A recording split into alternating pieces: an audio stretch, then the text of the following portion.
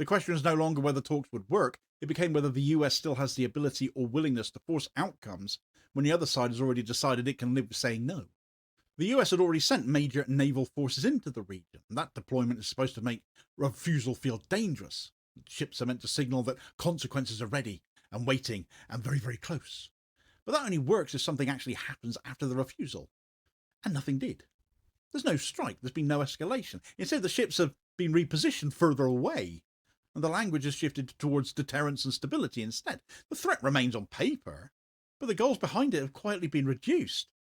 Once that happens, once a refusal is met with adjustment rather than action, you can't restore leverage by repeating the same demands more loudly. You're crying wolf at that point, aren't you?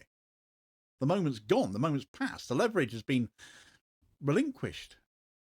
Israel pushed hardest for those demands, of course, because, well, they would have, didn't they?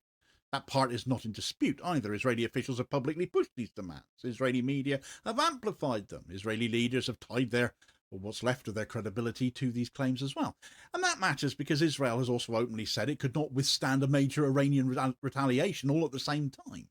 So in other words, Israel is threatening a confrontation it has already admitted it can't handle on its own, which is nothing we didn't already know, really, is it?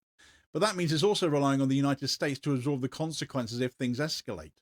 That's not deterrence, that's shifting the risk onto somebody else. And the thinking behind this strategy is very old, but it's pretty straightforward too. Increase pressure until the other side gives in.